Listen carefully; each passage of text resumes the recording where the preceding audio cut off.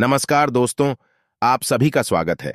आपके अपने YouTube channel मानव जीवन में दोस्तों लाइफ में सभी आगे बढ़ना चाहते हैं और लाइफ में आगे बढ़ने के लिए हमें रोज ही कुछ नया सीखना चाहिए और आगे बढ़ना चाहिए। तो चलिए आज की प्रस्तुति शुरू करते हैं। श्री शिवाय नमस्तुभ्यम। हर हर महादेव। कैसे हैं आप सब? देखिए, आज का यह वीडियो बहुत ही खास होने वाला है। आप सभी लोग जानते हैं कि 9 जुलाई 2024 यानी कि मंगलवार के दिन आषाढ़ माह की चतुर्थी तिथि आ रही है। दोस्तों, इसी दिन किया जाने वाला पंडित जी द्वारा बताया गया एक सफेद फूल वाला उपाय आप लोगों को जरूर करना चाहिए। अगर आप लोगों ने इस आषाढ़ के महीने में ये एक सफेद फूल वाला उपाय नहीं किया है, इस बार ये उपाय जरूर कर लेना, क्योंकि दोस्तों ये एक ऐसा उपाय है जो कि इस उपाय को करने के बाद दोस्तों आपको फिर कोई और उपाय को करने की जरूरत नहीं है, क्योंकि सबसे बड़ा और सबसे नया ये उपाय पंडित जी ने अपनी अभी की सीहोर की कथा में ही बताया है। मैं जिस उपाय को आज हम आपको बहुत अच्छे से समझाने वाले हैं, इस वीडियो को देखने के बाद इस उपाय को समझने के लिए आपको कोई और वीडियो को देखने की जरूरत नहीं पड़ेगी। तो चलिए दोस्तों, उपाय को शुरू करते हैं। देखिए, यह दिन इतना खास होता है, इतना महत्वपूर्ण होता है। देखा गया है कभी कभी बड़े बड़े पूजा पाठ अनुष्ठान से जो मनोकामना पूर्ण नहीं होते, 9 जुलाई 2024 यानी कि मंगलवार चतुर्थी के दिन एक छोटे से उपाय करने से ही आपकी मनोकामना पूर्ण हो जाती है। और बहुत सारे लोगों ने इस उपाय को किया भी है और उनको इस उपाय को करने का फल भी जरूर मिला है। अगर आप लोग भी इस उपाय को 9 जुलाई 2024 यानी कि मंगलवार के दिन करना चाहते हैं, तो आप इस उपाय को पहले अच्छे से समझ लेना, सुन लेना, उसके बाद करना। आपको इस उपाय का फल जरूर मिलेगा। और इस उपाय को कर लेने से आपके घर में चाहे किसी भी प्रकार की दुख और समस्या क्यों न चल रही हो, चाहे आपको उसका कारण भी नहीं पता है कि भाई यह समस्या किस कारण से चल रही है, उसका कुछ भी कारण हो सकता है। जैसे पितृदोष हो सकता है या किसी भी तरह का मंगल दोष भी हो सकता है, और भी बहुत तरह के दोष होते हैं, कुछ भी हो सकता है। पर आपको इस उपाय को करने के लिए अपने दोष को पता लगाने की भी जरूरत नहीं है। 9 जुलाई 2024 यानी कि आषाढ़ मास के मंगलवार के दिन इस एक सफेद फूल वाला उपाय को आप लोगों को कर लेना है। यह एक ऐसा उपाय है जिस उपाय को अगर किसी विशेष दिन पर किया जाए तो भाई उस विशेष दिन का जो है वह तो हमें मिलता ही मिलता है। पर हमने उस दिन पर इस एक सफेद फूल वाला उपाय को किया है तो हमें उससे भी बढ़ा फल मिलता है, और फल बहुत जल्दी मिलता है, क्योंकि आप इस उपाय को बहुत ही बड़े और विशेष दिन पर कर रहे हो। क्योंकि 9 जुलाई 2024 यानी कि मंगलवार के दिन चतुर्थी तिथि का बहुत ही ज्यादा बड़ा महत्व होता है। इसीलिए दोस्तों, आज की इस वीडियो में हम आप लोगों को एक सफेद फूल वाला उपाय समझाएंगे, जिस उपाय को करने से अगर आपकी किसी भी प्रकार की मनोकामना है, किसी भी प्रकार की परेशानी है, सबसे ज्यादा समस्याएं आपके जीवन में ही हैं।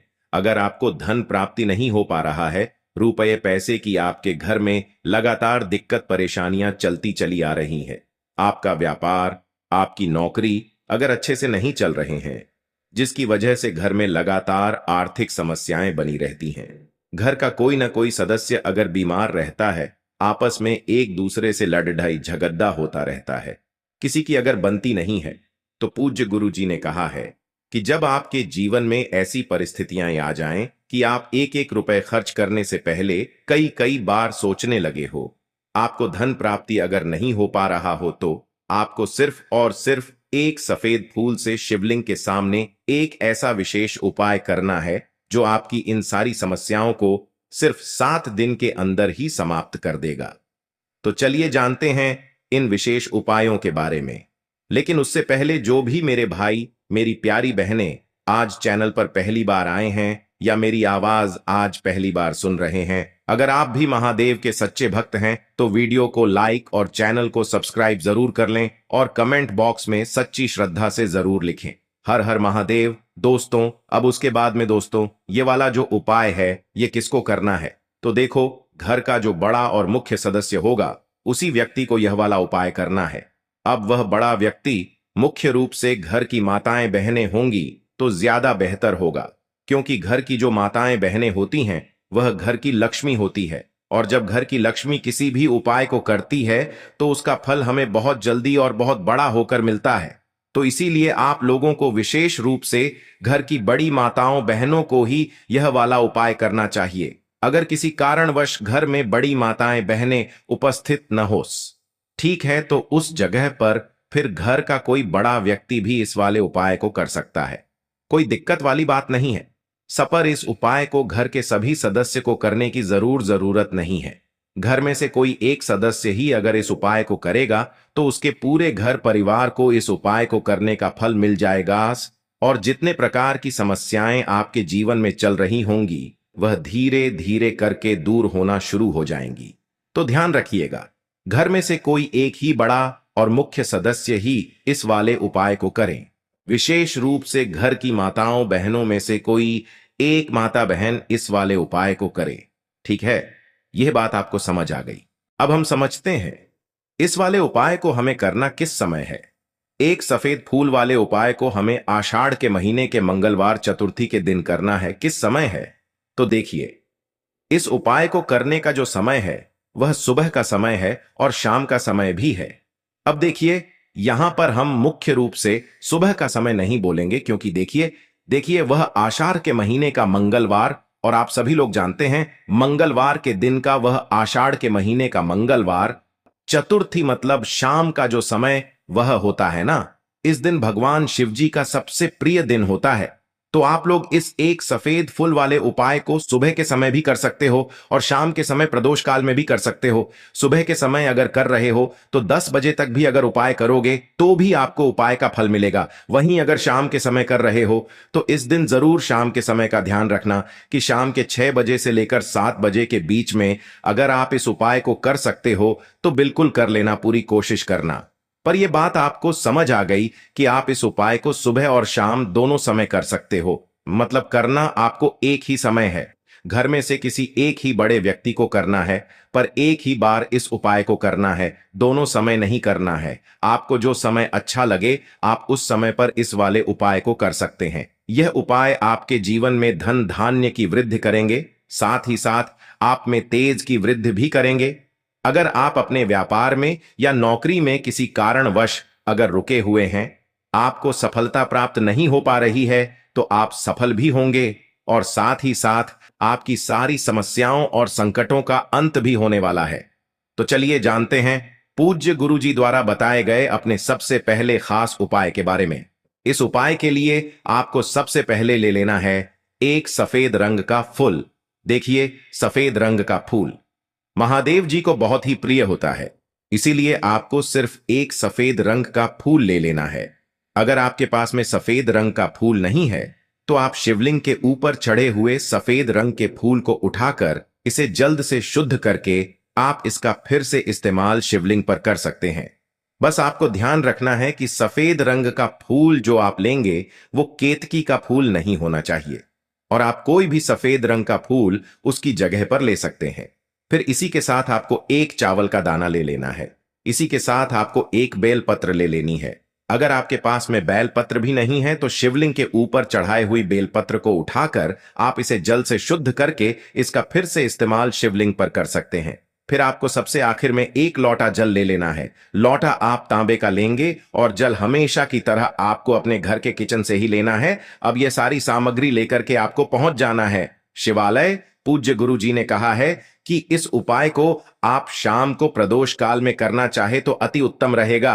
अब देखिए, अब जो यह तीनों सामग्री आपके पास में है इनको लेकर के आपको पहुंच जाना है शिवालय और एक बेल पत्र को ले गए हैं और एक चावल का दाना जो आपके पास में है और एक सफेद रंग का फूल जो आप साथ में लेकर गए हैं, इन तीनों सामग्रियों को एक एक करके आपको इसी एक लोटे जल में डाल देना है। ये तीनों सामग्री आप शिवलिंग के सामने ही इस एक लोटे जल में डालिए। अब आपका यह एक लोटे जल का मिश्रण तैयार हो गया।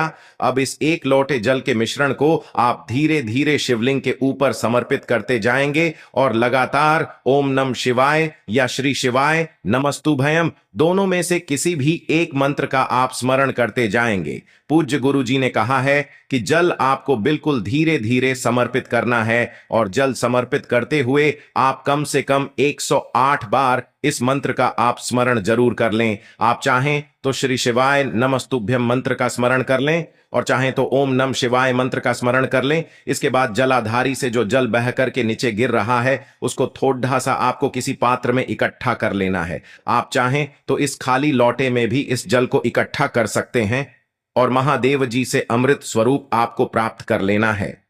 देखिए, महादेव जी से आपको बोल देना है कि हे मेरे महादेव, मेरे व्यापार में घाटा हो रहा है, मेरे जीवन में किसी भी प्रकार की सफलता मुझे प्राप्त नहीं हो पा रही है, धन धान की लगातार समस्या बनी रहती है, नौकरी सही से नहीं चल रही है, कुछ न कुछ जीवन में परेशानियां लगातार बनी हुई हैं।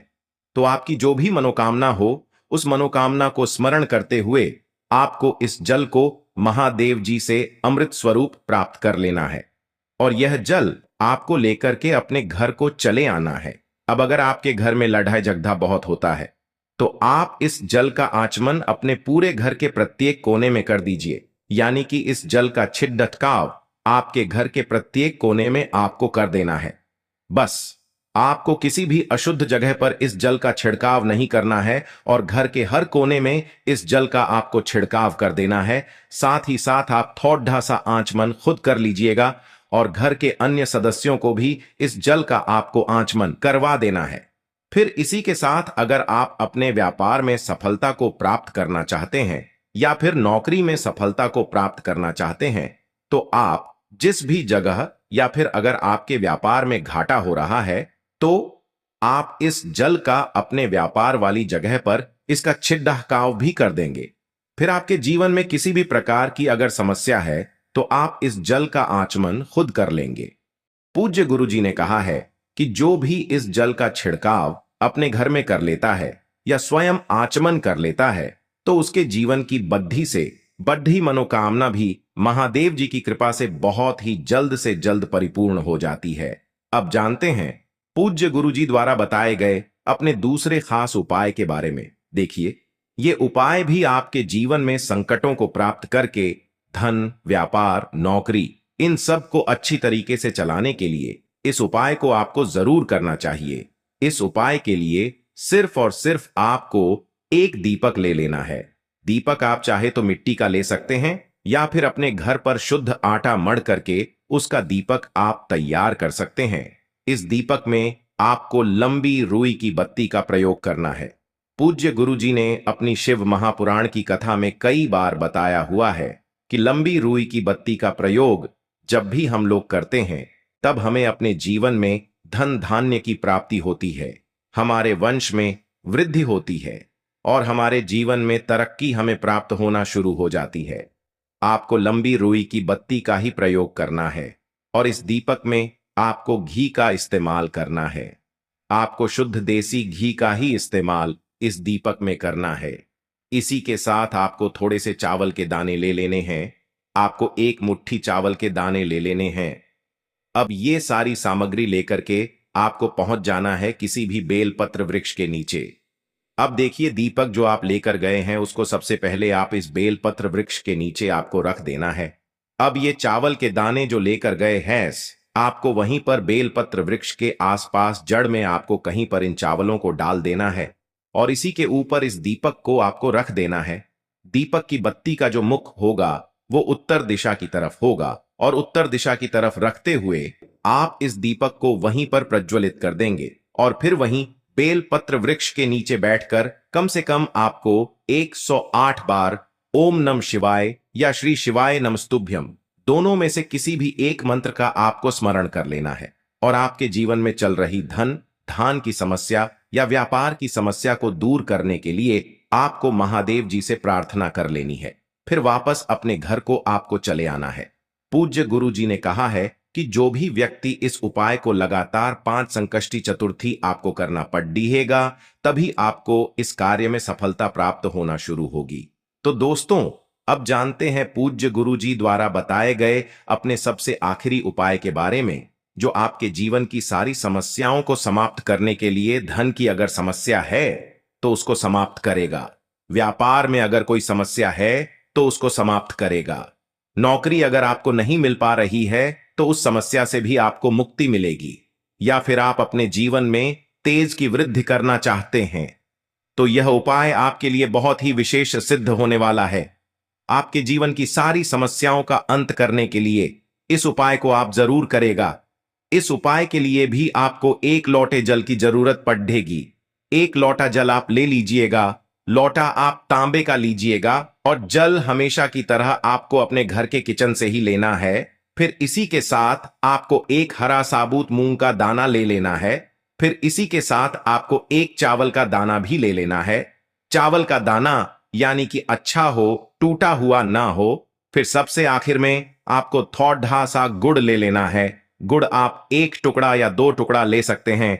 अब ये सारी सामग्री लेकर के आपको पहुंच जाना है शिवालय। इस उपाय को भी आप शाम को प्रदोष काल में या उसके बाद किसी भी समय कर सकते हैं। शिवालय पहुंचने के बाद अब यह सारी सामग्री लेकर के यानी कि 1 गुड़ का टुकड़ा, 1 हरा मूंग और 1 चावल का दाना, इन सारी सामग्रियों को इस 1 लोटे जल में आपको मिला लेना है। अब यह 1 लोटे जल का जो मिश्रण तैयार हो गया है, अब शिवलिंग के सामने आपको बैठ जाना है और महादेव जी से अपनी समस्या को दूर करने के लिए सबसे पहले आपको प्रार्थना कर लेनी है। अगर आप धन की समस्या को दूर करना चाहते हैं तो उसके लिए प्रार्थना कर लीजिए। व्यापार की समस्या है, नौकरी की समस्या है, या घर में आपके ग्रह दोष है, या घर में आपके ग्रह क्लेश या लड़ाई झगड़ा बहुत होता रहता है, तो उसको दूर करने की जो भी समस्या है उसको महादेव जी से एक एक करके आपको कह देना है। तो उसको दूर करने के लिए महादेव जी से प्रार्थना कर लीजिए और फिर यह 1 लोटा जल आपको धीरे धीरे शिवलिंग के ऊपर समर्पित करते जाना है। समर्पित करते हुए आप कम से कम 21 बार, जितना भी आपके पास में समय मिले, आप ओम नमः शिवाय या श्री शिवाय नमस्तुभयम, दोनों में से किसी भी एक मंत्र का आपको स्मरण कर लेना है। फिर थोड़ी देर वहीं शिवलिंग के सामने बैठकर महादेव जी से आपको प्रार्थना करनी है और फिर वापस अपने घर को चले आना है। पूज्य गुरु जी कहते हैं कि जो भी व्यक्ति इस उपाय को मंगलवार चतुर्थी के दिन अगर इस उपाय को कर लेता है तो उसके जीवन में ओज तेज की वृद्धि होती है, उसके जीवन के सारे संकटों का अंत होता है तथा उसको भी सुख, समृद्धि और वैभव की प्राप्ति होती है। और कमेंट बॉक्स में हर हर महादेव जरूर। आज के लिए बस इतना ही इस वीडियो में दी गई जानकारी। अगर आपको अच्छी लगी हो तो प्लीज हमारे चैनल मानव जीवन को सब्सक्राइब करें, लाइक करें और हमारे वीडियो में अंत तक बने रहने के लिए धन्यवाद।